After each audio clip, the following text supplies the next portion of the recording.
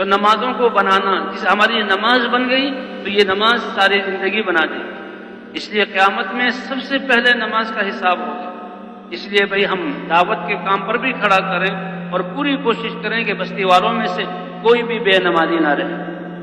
ہم چاہتے ہیں کہ ہمارے سارے شعبوں میں درستگی آ جائے تو نماز پر ڈال دیں، کیونکہ نماز اللہ کا اتنا بڑا امر ہے کہ انسان سب چیزوں کو چھوڑ کر، سب چیزوں کا خیال چھوڑ کر، اپنے آپ کو نکال کر اللہ کے سامنے کھڑا ہوتا ہے۔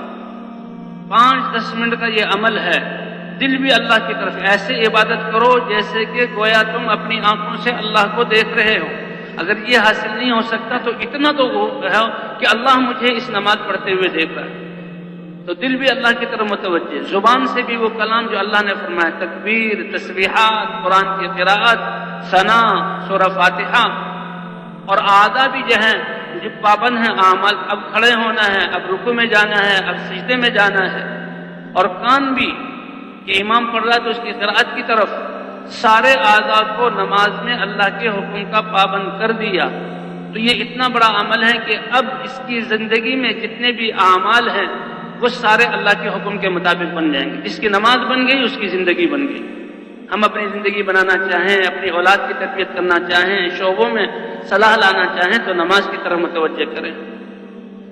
ایک شخص ایمان لایا، صحابی بنے، حضور صلی اللہ علیہ وسلم کی خدمت میں، لیکن کچھ پرانی عادتیں تھیں، چوری یا دوسری وہ بھی کرتے تھے۔ صحابہ کرام نے کہا، اے اللہ کے رسول، فلاں اسلام میں داخل تو ہو گیا، کلمہ تو اس نے پڑھ لیا، لیکن وہ فلاں کام بھی کرتا ہے۔ آپ صلی اللہ علیہ وسلم نے فرمایا کہ وہ نماز پڑھتا ہے، عرض کیا کہ نماز پڑھتا ہے، کہ اس کی نماز ان قریب ان سارے کاموں سے اس کو روک دے گی۔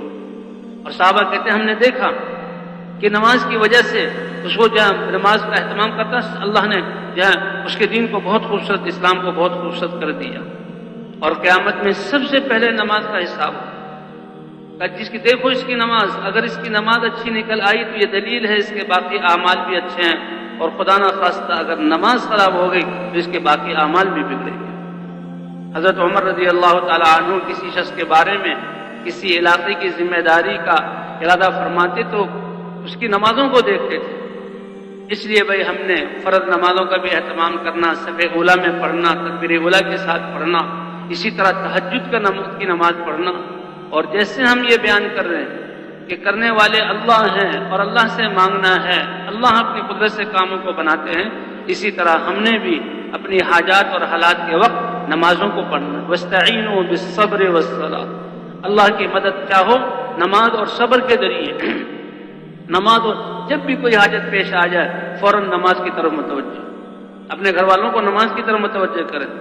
نماز ایسی بڑی طاقت ہے کہ دنیا کی ساری مخلوقات اور سارے اسباب، ساری قوتیں جمع ہو کر جن کاموں اس کے کرنے سے عاجز ہوں، ایمان والا اللہ سے اپنی نماز کے ذریعے وہ کرا سکتا ہے۔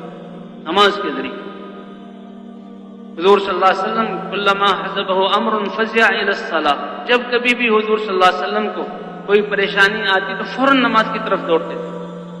غزوہ بدر کے موقع پر حضور صلی اللہ علیہ وسلم تو وہ 40 آدمیوں کا قافلہ جو سامان تجارت لے جا رہا تھا اس کو لینے کے لیے حضور صلی اللہ علیہ وسلم چلے، لیکن اللہ نے اپنی قدرت کو ظاہر کرنا تھا۔ غزوہ بدر کے مقام پر 1000 مکے کے جنگجو پورے ہتھیاروں سے مسلح ہو کر وہ سامنے آ گئے۔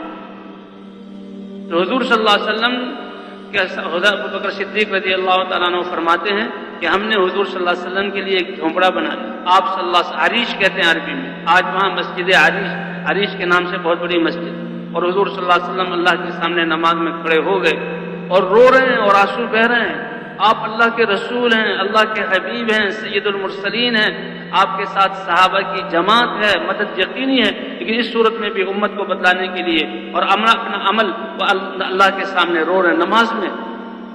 اے اللہ، اگر یہ جماعت تھوڑی سی جس کو میں لے کر آیا ہوں اگر اس کا صفایا ہو گیا تو پھر محنت پر پانی پھر جائے۔